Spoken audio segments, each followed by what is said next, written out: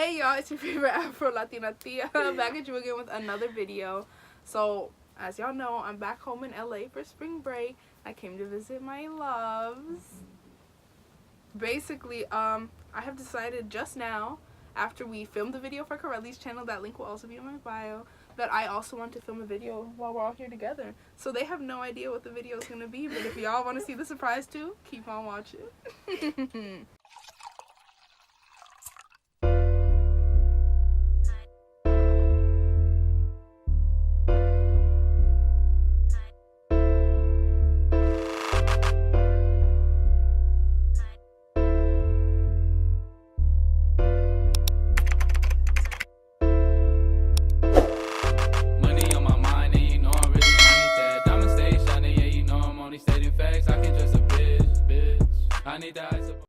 Basically, y'all little people are going to ask me questions about college. I feel like as someone who's in college, and both of you being people who aren't in college but are the age that you could still go to college, I mean, you could always still go to college and things like that, or even if you want to ask about you know, me moving across the country, things like that. You guys are still both here in LA, which is where I'm from, and I got out. So if there's any questions you guys have about life outside of LA, life outside of high school, like how's the rent out in Georgia? The rent? Yeah. Or the rain? Rent? So cost of living is a lot cheaper in Georgia. Taxes are way less expensive. So you see more money back on all your checks and everything because taxes are less. So property is actually a lot cheaper. However, that's how it is when you move out the hood. Please stop moving to LA so we can have cheaper. Stop moving to LA. Rent. But I would like to say that they're starting to say Atlanta is the new LA. Of course, it will never compare. Never. What? But it gets mad traffic. You know, we're number 1 in traffic, but they just recently become number 3 in traffic. Who's number 2? So, probably New York, let's be honest. But yeah, so it's a lot of people moving out there. Damn. Especially because, you know, rap culture and stuff like that. Atlanta, New York, and LA top. The top, and then like Chicago comes. Like who? Okay. Any questions, Kareli? How did you feel moving from far away from home, being from a big, I guess, support system, whether it be family, whether it be social group, whether it be just friends? Like, how did you feel before moving and having a big step towards college? Ever since I was younger, my mom kind of told me, like, you're going out of state for college. So I never really had a choice. I always knew I was going to be the one in my family to make it out of the hood. There's a lot of us. My grandma had 14 kids. One of my aunts finished college. I'm the only one who's still in college. My brother actually recently just started again this semester after dropping out. Yeah, but I'm the only one in college, so I always knew, like, that I had no choice but to make it, and I knew that if I stayed in the hood, just like the rest of my family, I wasn't going to make it. And I wasn't going to make it out, ever. So I was like, okay, now's the time to go.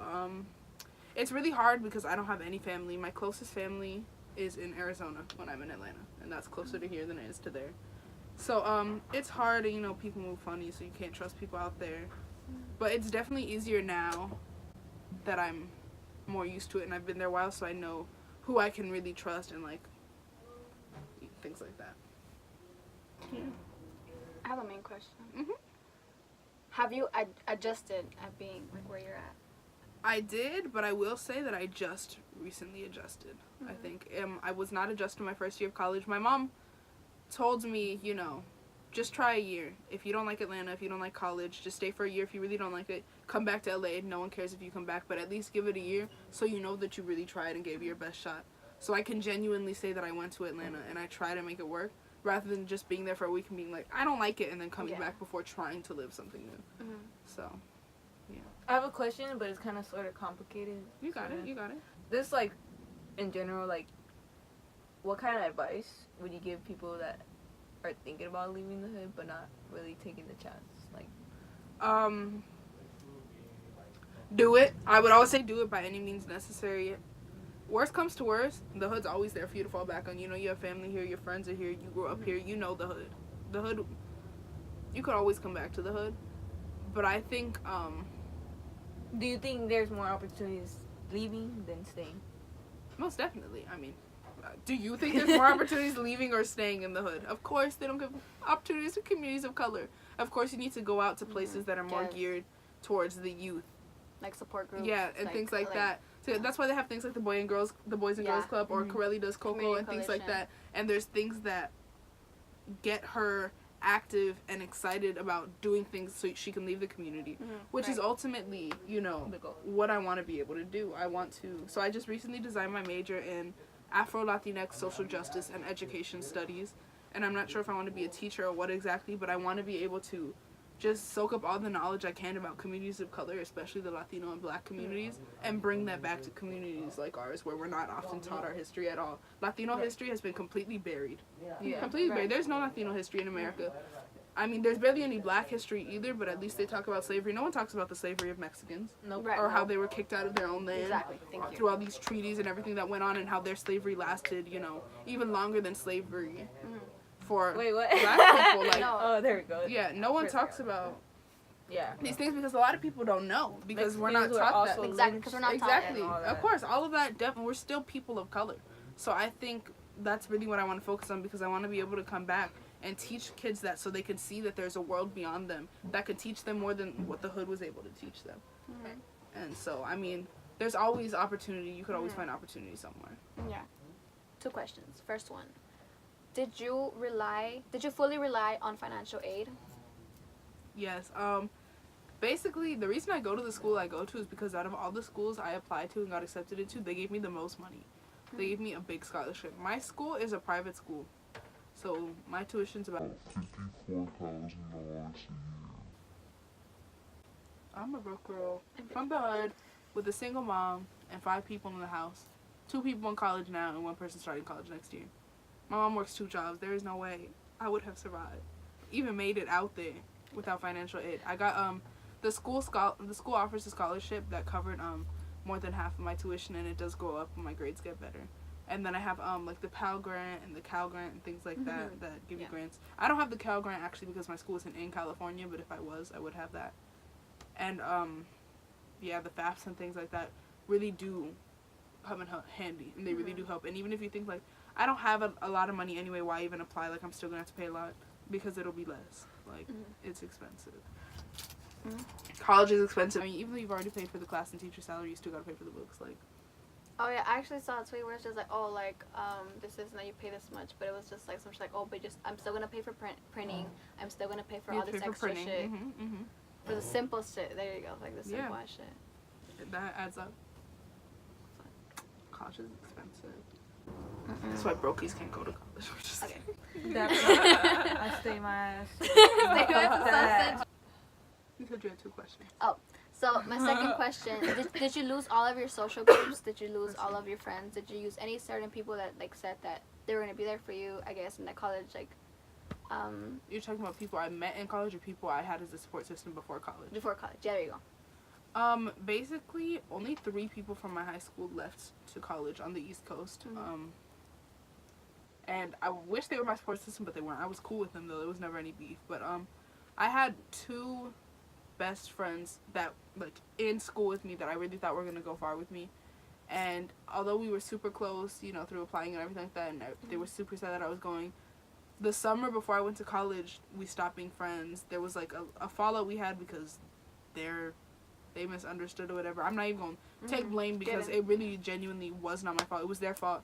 And they started talking shit about me, like, on social media and stuff like that, and talking about me, subbing me, thinking that I didn't notice. Extras. Not that I cared, but thinking that I noticed and things like that. And honestly, all I had at the time was my boyfriend, and that was my support system, which that relationship clearly did not work out.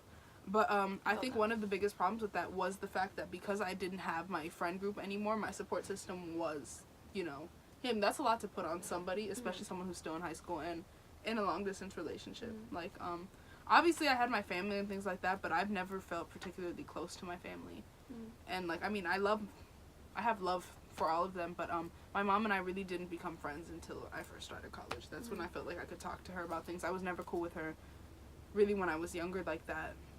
So my support system was horrible. All my friends ended up not talking to me at one point, and all I had was, like, that boyfriend that I had as a connection back to, like, you know, life in LA and things like that. And so when we broke up, I felt like all my ties back home were severed. Clearly I still had you guys, but it's different being across the country and not being able to physically see you guys when I want to see you. Like, just being on the phone with a time difference, as you guys know. Like, when I call you guys, I always be all off.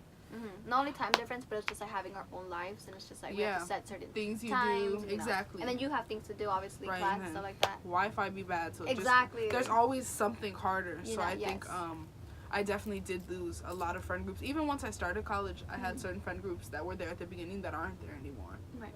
But I feel like that's just part of being a person. You outgrow people and you learn what you need, and some people just can't fulfill that. You have to be okay with that. But yeah. I feel it. How are you surviving? How am I surviving? In like general, like as a student, just as an individual, like I guess. And everything, like in general. Yeah, like with your food, your all of that. All of that. Honestly, the way I survive probably isn't the healthiest, but I genuinely tell myself constantly that the hood is depending on me. And it sounds like a lot of weight to put on someone's shoulders, and it completely is, but it's true. And I mean, I feel like my whole family's depending on me. As I said, I'm the first one of a long line to be in college, especially to be going to a 4-year college across the country. None of my family's ever done that. And then it's like every time I think about giving up or something, like I'll post something on my Instagram story about how I'm stressed, and a whole bunch of people from LA will text me. People I went to high school with telling me, like, you inspire me, I look up to you. Or I have you guys who ask me questions and things like that. And so, honestly, to keep myself going, I really tell myself, like, I'm not doing this for me. I'm doing this for everyone else, so everyone else knows that they can do it. I feel like I have so many friends who don't have, who have positive role models, but don't have positive role models who went to college or got out of the hood. And I mean, it's not a bad thing that their other role models haven't, but I feel like if I could be that one role model, if I'm the only person you know who made it out of the hood and went to college, I will feel accomplished, and like I've showed you that there is another route to take instead of staying in the hood for the rest of your life like the rest of my family did forever. Our IMAX look horrible. Oh my god, true. We all just look close up. I wake up at 4 in the morning every day, so I don't sleep. I wake up at 5 a.m. on Mondays, Wednesdays, and Fridays for y'all, but it's for the 8 over there. Okay, so basically on Mondays and Wednesdays I have one class from 8:30 to 9:20, that's Spanish, and then I have a sociology class from 2 to 3:15. But I also have that Spanish class from 8:30 to 9:20 on Fridays. That's Monday, Wednesday, and then Spanish is also on Friday, but sociology isn't. And then on Tuesday, Thursday, I have comparative black feminisms and black, queer, and trans lives in America. Is that a class or is that a club or is that a... These are classes. Okay. They're 2 classes, and I'm actually very blessed in the sense that this semester all of my professors are people of color. I don't have one white person. It's 3 black women, and one of my Spanish professor is Puerto Rican, but his mom's also black, so he's an Afrolatino. That's pretty sick. And he's gay. I love him. Oh fuck. He's my favorite. That's I love him. No, I love him. That's a bonus. It's a win-win-win. Yes. He's my major advisor. Yeah, I love him. Any more questions, horchatas? That I know of. I really wanted to know your schedule. That was one. Busy all the time. You would think I have a lot of time in the day since I only have 4 classes, but I time out like when I can go to sleep, and then I have insomnia, so I have to take a lot of naps during the day. I have to fit in times to edit my YouTube videos, to eat, to do homework and projects and things like that. It's a lot. So basically, with the time that you have, you don't use it for your time. You use it for like everything else that's in there. And when I do use it for me time, it's usually just sleeping, or like I'll have a whole bunch of stuff to do, and then I'll put on a face mask, and I'll be like, that's productive. Yeah. That's or work. you'll go and watch your show. Exactly. I'll be like, wow, finished the season. That's productive. Like, no, you have an essay. So thank you so much for watching this video. If there's any other questions you guys have about life in college or life across the country, let me know. You can comment them down below. You guys can hit me up on Instagram. My Instagram as well as their Instagrams will be in the description box down below. Yeah, don't forget to subscribe and like this video. Thanks. Only gay people can use gay as an insult.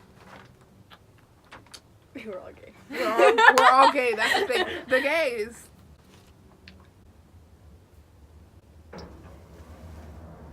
I don't know how to do that. Okay. Anyway. Nebraska doesn't exist. Indiana doesn't exist. Wyoming doesn't exist. These are government places set up. Fuck. That's Period. Period. Fuck. Oh. Me. Stop that. I forgot for a second. I was just like. Thank you. Okay. Go crazy. We have a video.